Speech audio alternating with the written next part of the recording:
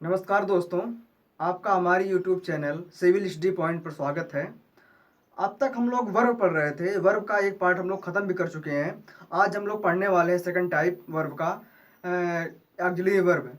दोस्तों, मैं इसलिए जितने भी पार्ट्स हैं वर्ब के, इसलिए हम डिटेल से पढ़ा रहे हैं क्योंकि ये हमारे कम्पिटिटिव एग्ज़ाम के लिए बहुत ही इम्पोर्टेंट है। जितना इम्पोर्टेंट है उतना ही कम है, क्योंकि अभी हम जल्द ही डीएमआरसी के पेपर दिए थे।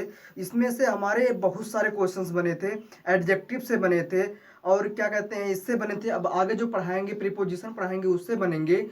जो इसलिए आप जो है एडवर्ब, एडवर्ब भी हमारी तरह से बहुत मेन इम्पोर्टेंट है। लेकिन इससे ज़्यादा महत्वपूर्ण कहीं हमारा ये वर्ब है, क्योंकि वर्ब के बिना ही हमारा वाक्य संभव ही नहीं होता है। इसलिए हमें वर्ब के बारे में बहुत गहराई से जानना होगा। तो आइए देखते हैं, आज हम पढ़ेंगे ऑक्सिलरी वर्ब।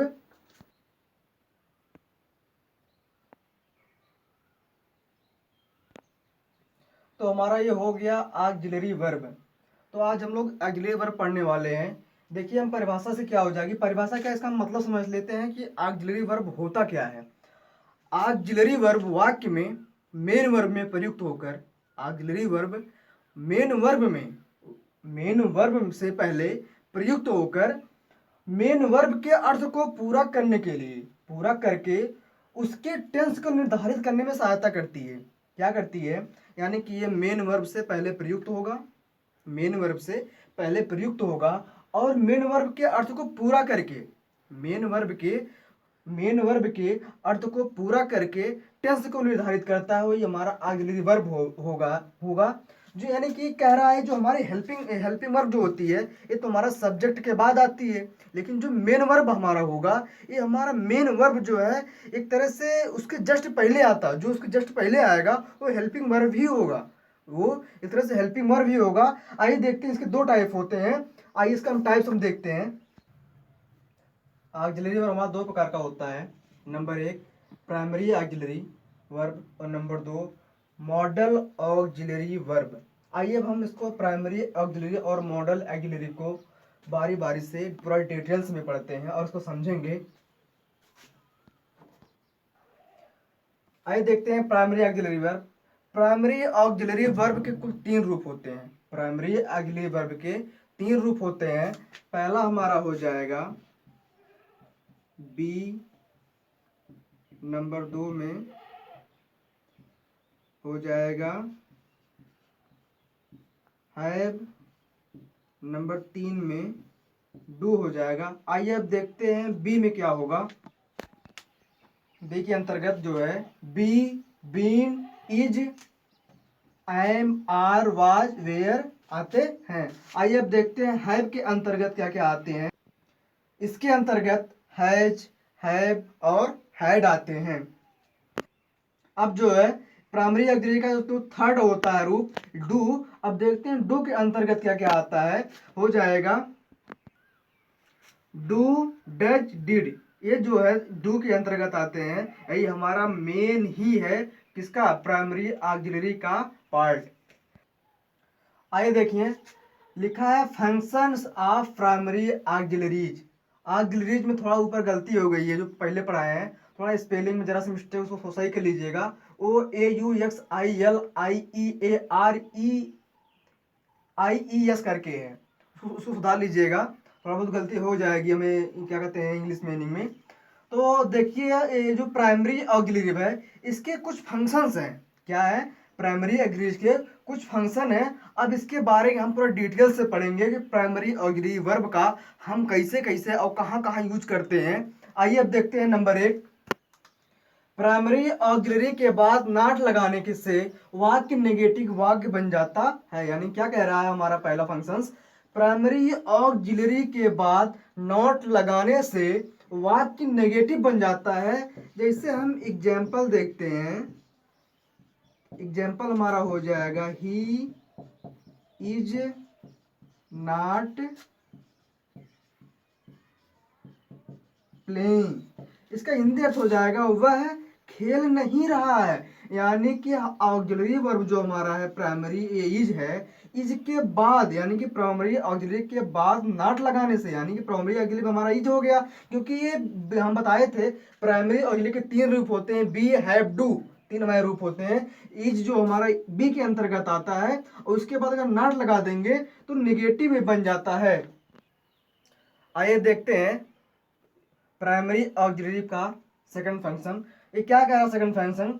अगर प्राइमरी ऑक्सिलरी वर्ब को, यदि प्राइमरी ऑक्सिलरी वर्ब को सब्जेक्ट से पहले रखा जाए, थोड़ा ध्यान से समझिएगा, प्राइमरी ऑक्सिलरी वर्ब को यदि सब्जेक्ट से पहले रखा जाए तो हमारा वाक्य जो है इंट्रोगेटिव में कन्वर्ट हो जाएगा या बदल जाएगा। आइए हम एग्जाम्पल के माध्यम से क्लियर कर लेते हैं। हमारा एग्जाम्पल हो जाएगा, इज ही नॉट प्लेइंग, इसकी हिंदी हो जाएगी, क्या वह नहीं खेल रहा है, क्या वह नहीं खेल रहा है। ये हमारा सेंटेंस का ही नियम होता है, यदि कोई प्रश्नवाचक शब्द वाक्य के पहले आए, यदि कोई प्रश्नवाचक शब्द वाक्य के पहले आए तो हम उस सेंटेंस को जो है इंट्रोगेटिव सेंटेंस कहते हैं। अभी फिलहाल पढ़ाए नहीं है, जब हम सेंटेंस पढ़ाएंगे तो इसके बारे में थोड़ा डिटेल से हम बातें करेंगे। यानी कि कोई भी हमारी क्रिया, यानी कि कोई भी हमारा ऑक्सिलरी वर्ब अगर सब्जेक्ट के पहले आएगा तो इंट्रोगेटिव के अंतर्गत आ जाएगा। और नॉट वाला जो है फंक्शन 1 में हम बताई थे, और सेकंड में क्या है, एक जो है प्राइमरी ऑक्सिलरी वर्ब जो है सब्जेक्ट से पहले आया है, इसलिए हमारे इंट्रोगेटिव में बन जाता है या हो जाता है। आइए जो है हम प्राइमरी ऑक्सिलरी का जो है थर्ड फंक्शन देखते हैं। थर्ड फंक्शन क्या कह रहा है, बी के रूप में। बी के रूप में हमारा क्या क्या आता है, is, am, are, was, were का प्रयोग मुख्य क्रिया के साथ, मुख्य क्रिया के साथ, यानी कि मुख्य क्रिया हमारी कोई भी हो सकती है, प्ले, रीड, कुछ भी हो सकता है, टीच, कुछ भी हो सकता है, उसके क्या कहते हैं, मुख्य क्रिया के साथ कॉन्टिन्यूअस टेंसेज, अभी फिलहाल नहीं पढ़ाए हैं, आगे पढ़ाएंगे। कॉन्टिन्यूअस टेंसेज के असर्टिव एंड इंट्रोगेटिव, यानी कि साधारण और प्रश्नवाचक तथा पैसिव वॉइस बनाने में करते हैं। इसका प्रयोग कहाँ करते हैं, यानी कि बी का प्रयोग is, am, are, was, were, is, am, are, was, were का प्रयोग मुख्य क्रिया के साथ, थोड़ा समझिएगा बातों को, मुख्य क्रिया के साथ कॉन्टिन्यूअस टेंसेज के साधारण और प्रश्नवाचक प्रश्नवाचक वाक्यों तथा पैसिव वॉइस, एक होता है एक्टिव पैसिव, तो पैसिव वॉइस बनाने में करते हैं। आइए हम एग्जाम्पल के माध्यम से क्लियर कर लेते हैं। ही इज राइटिंग, वह लिख रहा है, वह लिख रहा है, तो हमारा इज क्या है, ये बी के रूप में आया है, तो ये जो हमारा एक तरह से कॉन्टिन्यूअस टेंस है, और ये कॉन्टिन्यूअस क्या है, असर्टिव सेंटेंस है, असर्टिव सेंटेंस है। आइए अब देखते हैं अगला, he is not writing, he is not writing, इसमें भी हमारा ये जो है इज है और उसमें नॉट आया है, तो यानी कि हमारा ये निगेटिव का है, निगेटिव सेंटेंस का है, यानी कि इज हमारा इसमें ऑक्सिलरी वर्ब है। इसमें ऑक्सिलरी वर्ब जो वाक्य के पहले आया है, यानी कि सब्जेक्ट के पहले आया है, तो ऑक्सिलरी वर्ब हमारा ये हो जाएगा, इसकी हिंदी हो जाएगी, ये प्रश्नवाचक शब्द है, क्या वह एक पत्र लिख रहा है, तो यानी कि हमारा इंट्रोगेटिव में आएगा। ए लेटर वाज रिटन, एक पत्र लिखा गया, एक पत्र लिखा गया, तो ये हमारा क्या है, पैसिव वॉइस में आता है। और हमारा ये फंक्शन ही कह रहा है कि हमारे जितने भी इसमें सेंटेंस आएंगे असर्टिव, नेगेटिव, इंट्रोगेटिव और पैसिव वॉइस में आएंगे। यही हमारे बहुत महत्वपूर्ण उदाहरण है, थोड़ा सा ध्यान समझिएगा कि बी के रूप में is, am, are, was, were कुछ भी आ सकते हैं, यही हमारे मेन्स एग्जाम्पल हैं। और जब हम आगे पढ़ाएंगे आपको पैसिव वॉइस तो जान समझ में आ जाएगा, अभी फिलहाल पढ़ाए नहीं है। आइए देखते हैं चौथा फंक्शंस। तो हमारा क्या कह रहा है, बीन का प्रयोग परफेक्ट कॉन्टिन्यूअस टेंस, अभी फिलहाल नहीं पढ़ाए हैं, इसको आगे पढ़ाएंगे जब टेंस पढ़ाएंगे तो परफेक्ट परफेक्ट कॉन्टिन्यूअस टेंस में परफेक्ट टेंस के पैसिव में होता है, यानी कि जब इसको हम बनाएंगे तो ये परफेक्ट टेंस के पैसिव में होता है। आइए हम जो है एग्जाम्पल द्वारा क्लियर कर लेते हैं। तो हमारा एग्जाम्पल हो जाएगा, देखिए एग्जाम्पल हो जाएगा, he has been writing letters, तो यानी कि ही हैज राइटिंग लेटर, इसको थोड़ा इग्नोर करते हैं, तो ही हैज राइटिंग लेटर, यानी कि ये हमारा परफेक्ट टेंस है, यानी कि ये हमारा कौन सा टेंस है, प्रेजेंट परफेक्ट टेंस है। तो ये हमारा कह भी रहा है बीन का प्रयोग जो है परफेक्ट टेंस में या प्रेजेंट परफेक्ट कंटिन्यूअस टेंस में होता है, तो परफेक्ट टेंस है, तो हेल्पिंग वर्ब के बाद हम बीन का प्रयोग किए हैं, तो यही हमारा जो है ये प्राइमरी ऑक्सिलरी के बाद जो यूज किया जा रहा है, यही हमारा क्या हो जाएगा, हैज बीन, एक तरह से हमारा प्राइमरी ऑक्सिलरी हो जाएगी, इसकी हिंदी हो जाएगी वह पत्र लिख चुका है। और इसका प्रयोग और कहाँ करते हैं, पैसिव वॉइस में करते हैं। तो पैसिव उसका देखिए ये है, लेटर हैज बीन रिटन, यानी कि एक पत्र लिखा जा चुका है, एक पत्र लिखा जा चुका है, इसकी हिंदी हो जाएगी, इसमें भी हैज बीन का प्रयोग हुआ है, जो हमारा है प्राइमरी ऑक्सिलरी वर्ब है। प्राइमरी ऑक्सिलरी का अब देखते हैं पांचवा फंक्शन क्या कह रहा है, हैज हैव हैड की सहायता से, हैज हैव हैड यानी कि हमारा तीनों परफेक्ट है, की सहायता से परफेक्ट टेंस, परफेक्ट टेंस है हमारा असर्टिव भी हो सकता है, नेगेटिव भी हो सकता है, इंट्रोगेटिव भी हो सकता है, को जो है बनाया जा सकता है, यानी कि हैज हैव हैड की सहायता से परफेक्ट टेंसेस के असर्टिव इंट्रोगेटिव बनाए जाते हैं। आइए हम एग्जांपल से क्लियर कर लेते हैं। देखिए ही हैज स्लेप्ट, वह सो चुका है, यानी कि वह सो चुका है, इसकी हिंदी हो जाएगी, तो इसमें हमारा प्राइमरी ऑक्सिलरी वर्ब का काम कर रहा है हैज, इसमें हमारा हो सेकंड में देखते हैं ही हैज नॉट स्लेप्ट, वह नहीं सो चुका है, यानी कि इसमें भी हैज नॉट, यानी कि इसमें हैज जो तो हमारा वो है क्या कहते हैं ऑक्सिलरी प्राइमरी ऑक्सिलरी वर्ब है, और इसमें भी हैज हमारा प्राइमरी ऑक्सिलरी वर्ब है, तो हमारा ए वाला सेंटेंस हो जाएगा असर्टिव में, ये हमारा है नेगेटिव में, नेगेटिव का नकारात्मक, ये है प्रश्नवाचक में, इंट्रोगेटिव में, यानी कि इसकी हिंदी हो जाएगी ही हैज ही स्लेप्ट, क्या वह सो चुका है।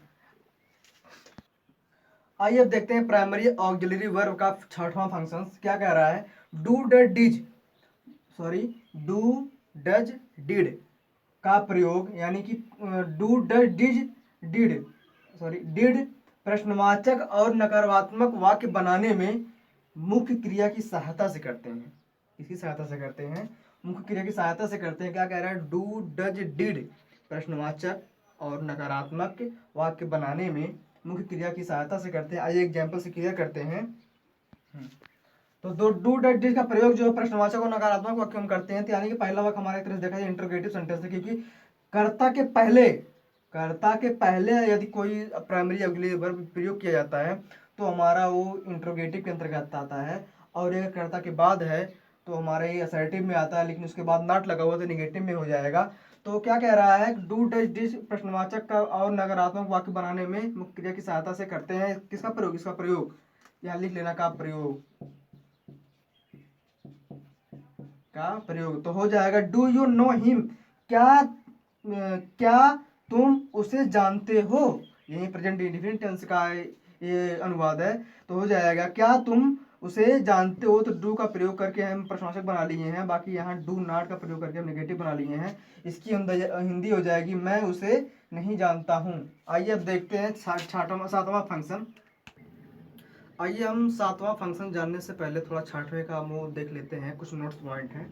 नोट्स पॉइंट हमारे ए हैं, ये आई और यू इसमें बहुत कंफ्यूजन होती है, इसलिए कंफ्यूजन होती है कि ये एक वचन है या बहुवचन है, ये दोनों होती है, एक वचन भी हो सकते हैं, दो वचन भी हो सकते हैं, यानी कि बहुवचन भी हो सकते हैं। यानी कि आई के साथ तो हमेशा एम का प्रयोग होता है, जहाँ आई आएगा वहाँ आई के साथ एम का प्रयोग होगा, चाहे एक वचन हो चाहे बहुवचन हो। लेकिन यू के साथ जो है हम एक वचन का भी यूज कर सकते हैं और बहुवचन का यूज कर सकते हैं, लेकिन ऐसी स्थिति आती है जहाँ एक वचन का बोध होता हो, तो एक वचन के स्थान पर भी हम क्या करते हैं, हैव का प्रयोग करते हैं, वेयर का प्रयोग करते हैं, लिखा भी है, और आर का भी प्रयोग करते हैं। कौन सी स्थिति में, जब ऐसी स्थिति में प्रयोग करते हैं जब आर वेयर हैव एक वचन की भाग प्रयोग होता हो, हम वही करते हैं जहां एक वचन का बोध होता हो, लेकिन एक वचन का बोध होने के बावजूद भी हम आर हैव और वेयर का प्रयोग करते हैं। वैसे जो है आई और वी को पास्ट टेंस में एक वचन में रखा जाता है।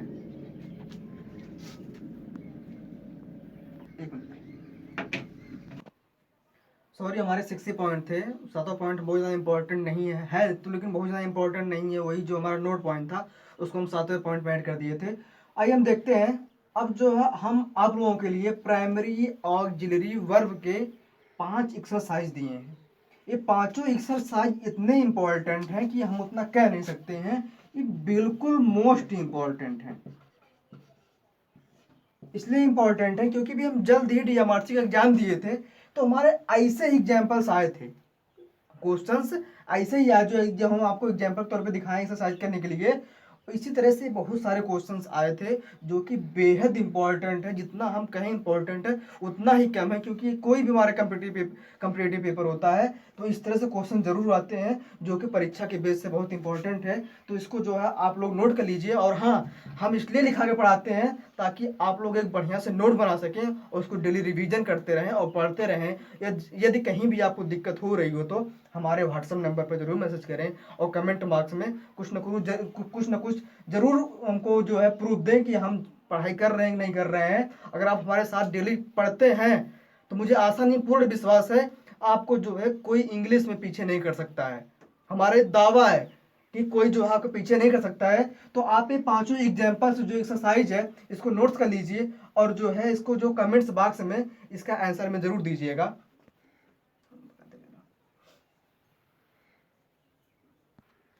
आइए, जो अब हमारा प्राइमरी ऑक्सिलरी वर्ब खत्म हो गया, अब आइए पढ़ते हैं ऑक्सिलरी वर्ब का सेकंड टाइप यानी कि मॉडल ऑक्सिलरीज।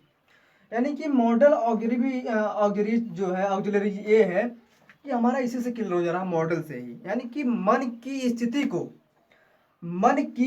स्थिति या मन के भाव को व्यक्त करने के लिए, मन के स्थिति को या मन के भाव को व्यक्त करने के लिए मॉडल ऑक्सिलरी का प्रयोग मुख्य क्रिया के प्रथम अवस्था में यानी कि मुख्य क्रिया के फर्स्ट फॉर्म में ही करते हैं। क्या कह रहा है, मन के भाव को या मन की स्थिति को जानने के लिए मॉडल ऑक्सिलरीज वर्ब का प्रयोग मेन वर्ब के प्रथम फॉर्म में या फर्स्ट फॉर्म के यानी मेन वर्ब के फर्स्ट फॉर्म में किया जाता है। आइए हम जो है व्हाइट बोर्ड पे परिभाषा लिख देते हैं।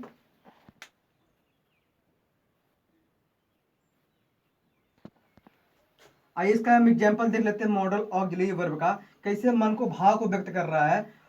ही मे कम टूडे, तो इसकी हिंदी हमारी हो जाएगी वह आज आ सकता है। यानी कि वह आज आ सकता है, इस तरह से भाव उत्पन्न हो रहा है कि वो मतलब किसी की आने की आज संभावना है। इसके बारे में हमारा जो मन है, मन की स्थिति को बता रहा है। तो यानी कि हमारा ये जो यम है, मे है, यही हमारा क्या है, मॉडल ऑक्सिलरीज है। आइए अब देखते हैं मॉडल ऑक्सिलरीज की विशेषताएं। इसकी विशेषताएं क्या क्या होती हैं, किस किस तरह से ये यूज होता है, ये मतलब कई पार्ट में है। इसको हम पार्ट को जो बारी बारी से बताते हैं तो हो जाएगा। नंबर 1, आइए हम देखते हैं इसकी फर्स्ट इंपॉर्टेंस क्या होती है, इसकी फर्स्ट विशेषता क्या होती है। यानी कि ये जो मॉडल ऑक्सिलरीज ये हमेशा मुख्य क्रिया के साथ आता है। एग्जाम्पल में इसकी हिंदी हो जाएगी, इंग्लिश में देख लेते हैं, he should leave the room. यानी कि वह इसकी हिंदी हो जाएगी, वह रूम छोड़ सकता है। वह रूम छोड़ सकता है, या तो उसे रूम सकता नहीं होगा, उसे रूम छोड़ देना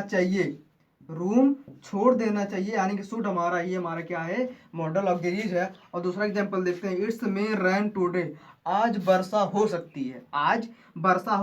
यानी कि मे हमारा क्या है, मॉडल ऑक्सिलरीज है। अब आइए देखते हैं सेकंड फंक्शन। सेकंड फंक्शन क्या कह रहा है हमारा, कह रहा है कि इन पर सब्जेक्ट का वचन, जेंडर यानी कि लिंग, पुरुष का कोई भी प्रभाव नहीं पड़ता है। इसका हम जो है एग्जाम्पल से जो है क्लियर कर ले रहे हैं। इसका हो जाएगा ही इसका हो जाएगा ही कुड रन, वह दौड़ सकता था, यानी कि वह दौड़ सकता था। तो मैं क्या कह रहा है, इन पर सब्जेक्ट का वचन जेंडर पुरुष का कोई प्रभाव नहीं पड़ता है, हमें इससे कोई मतलब नहीं है।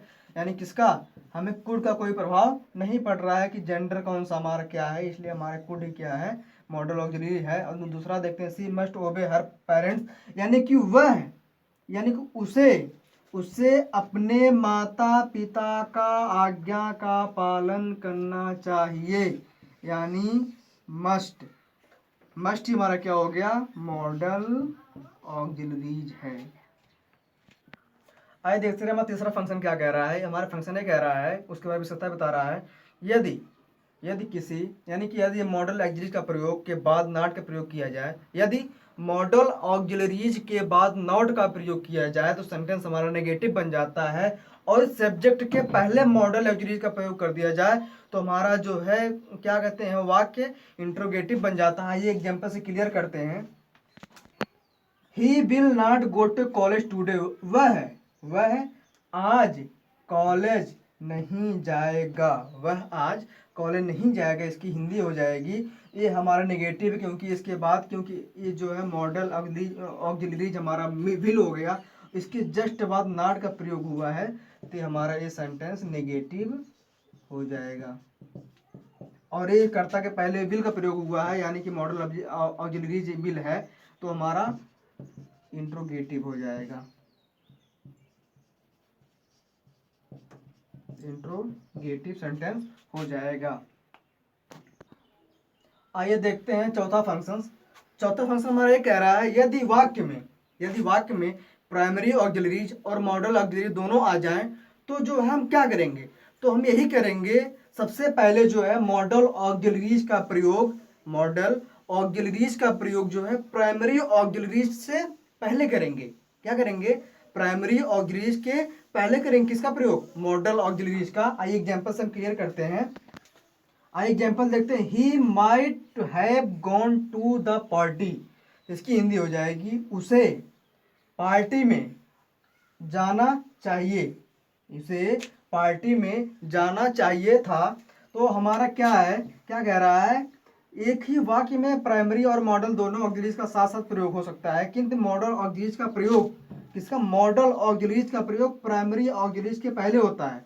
क्या कहते हैं, प्राइमरी ऑक्सिलरीज का प्रयोग से पहले होता है। तो यानी कि ये हमारा क्या है, प्राइमरी ऑक्सिलरीज है, ये हमारा प्राइमरी ऑक्सिलरीज है, और हमारा जो माइट है ये मॉडल ऑक्सिलरीज है। इस तरह से हमारे एक वाक्य में दोनों ऑक्सिलरीज आ सकते हैं। हम जो है प्रोनाउन जब पढ़ाए थे, पर्सनल प्रोनाउन, तो प्रोनाउन में हम पर्सन बताए थे, तो पर्सन 3 प्रकार के होते थे, फर्स्ट सेकंड थर्ड। तो यही कह रहा है, यदि मॉडल ऑक्सिलरीज में थर्ड पर्सन के सिंगुलर, यानी कि थर्ड पर्सन के सिंगुलर के सब्जेक्ट की मेन वर्ब, सब्जेक्ट के साथ मेन वर्ब में यदि फर्स्ट पर्सन का सिंगुलर पर्सन है तो हम जो है फर्स्ट पर्सन में एस ई एस का प्रयोग नहीं करते हैं, नहीं जोड़ा जाता है, क्योंकि हम जब प्रेजेंट इंडेफिनिट टेंस पढ़ते हैं तो उसमें सिंगुलर पर्सन के साथ एस ई एस का प्रयोग करते हैं, लेकिन यहाँ मॉडल ऑक्सिलरी में हमको नहीं करना है। आइए हम एग्जाम्पल से क्लियर कर लेते हैं। तो हमारा एग्जाम्पल हमारा हो जाएगा, ही मे गो, यानी कि वह जा सकता है, वह जा सकता है, यानी कि ती आया है, प्रेजेंट इंडिफिनिट टेंस की पहचान है, इसलिए हमारा, लेकिन ये में जो हमारा मॉडल ऑक्सिलरी है, इसलिए इसमें जो है एस का प्रयोग नहीं करेंगे। दूसरा एग्जांपल देखते हैं, सी कैन रन, वह दौड़ सकती थी, सॉरी वह दौड़ सकती है, इसमें ती है आया है, ये भी प्रेजेंट इंडिफिनिट टेंस की पहचान है। तो लेकिन जो है ये हमारा कैन मॉडल ऑक्सिलरीज है, इसलिए हम अंत में क्रिया में एस को नहीं जोड़ेंगे। अब जो है नोट्स पॉइंट देखेंगे। नोट्स पॉइंट में हम पूरा बता दे रहे हैं कि हम मॉडल ऑक्सिलरीज को कैसे पहचानेंगे, उसके बारे में पूरा हम डिटेल्स में दे दे रहे हैं। मॉडल ऑक्सिलरीज वर्ब में may, might, can, could, should, would, have, had to, shall, have to, will, have to इत्यादि आते हैं, तो हम मॉडली ऑक्सिलरीज के अंतर्गत रखते हैं। यानी जहाँ देख लेते हैं विल और शैल का प्रयोग, आई वी के साथ शैल का प्रयोग करते हैं, जबकि विल के साथ कोई भी क्रिया होगी, चाहे फर्स्ट पर्सन सेकंड पर्सन कुछ भी हो, IV को छोड़ के जो हम बिल का प्रयोग करते हैं, यही हमारे मॉडल ऑक्सिलरीज के मेन पहचान है। और मॉडल ऑक्सिलरीज में जो है इतनी क्रियाओं का जो सहायक क्रियाएं हैं इसका यूज़ करते हैं। ये बहुत ही मोस्ट इम्पोर्टेंट पॉइंट है, बहुत ही मोस्ट इम्पोर्टेंट नोट्स है। ये मॉडल ऑक्सिलरीज का आप तक जो पढ़े हैं कुल मिला जुला के हमारा इतना ही था, बस हम डिटेल्स में बताए हैं। आइए हम एक सेकंड नोट्स देख लेते हैं। ये भी हमारा सेकंड नोट भी बहुत मोस्ट इम्पॉर्टेंट है। देखिए क्या कर रहा, याट या यूज्ड के बाद, याट या यूज्ड के बाद टू प्रीपोजिशन का प्रयोग करके, कौन, टू प्रीपोजिशन का प्रयोग करके फर्स्ट फॉर्म में मेन वर्ब प्रयोग की जाती है। फर्स्ट फॉर्म में मेन वर्ब की जाती है जो इनफाइनाइट बन जाती है। इनफाइनाइट का हम जब पढ़ेंगे तो डबल पार्ट ऑफ स्पीच में पढ़ेंगे, और प्रीपोजिशन तो पढ़ाया नहीं है, अगले वाली क्लास में हम प्रीपोजिशन ही पढ़ाएंगे। आइए हम इसको एग्जांपल से क्लियर कर लेते हैं।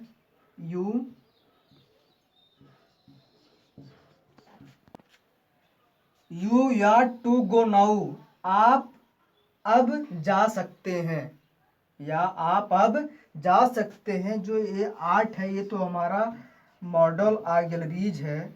इसके तुरंत बाद जो है हम प्रीपोजिशन का प्रयोग किए हैं, तो हमारा ये भी हमारा मॉडल ऑक्सिलरीज के अंतर्गत ही आता है। बाकी हम प्राइमरी ऑक्सिलरीज का जो है कुछ आपको वो दिए हैं एक्सरसाइज करने के, जो कि बेहद ही इम्पोर्टेंट है।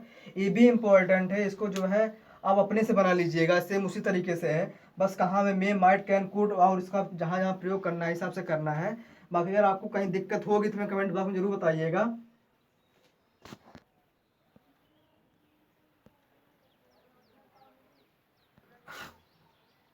तो दोस्तों आज जो हम लोग वर्ब का सेकंड टाइप यानी कि ऑक्सिलरीज पढ़ लिए हैं, अब कल एक ही पढ़ना है नॉन फाइनाइट क्रिया का तीसरा जो है टाइप है उसको फाइनाइट पढ़ना है। और आपको यदि वीडियो अच्छी लगे तो लाइक तो करिए ही करिए, शेयर भी करिए और इसके साथ सब्सक्राइब भी कर दीजिए। और मैं आप लोगों से आशा करता हूँ आप लोग जितना हम मेहनत करके वीडियो बना रहे हैं आप उसका जो है भरपूर लाभ लेंगे और इसको घर बैठे पढ़ेंगे। और जो है जहाँ कहीं आपको दिक्कतें कहीं हो रही हैं तो आप हमारे मैसेज पे, हमारे व्हाट्सएप नंबर पे मैसेज कर सकते हैं। और अपने लाइफ के प्रति कोई भी दिक्कत आ रही है तो आप हमसे बात करके मोटिवेट हो सकते हैं। धन्यवाद।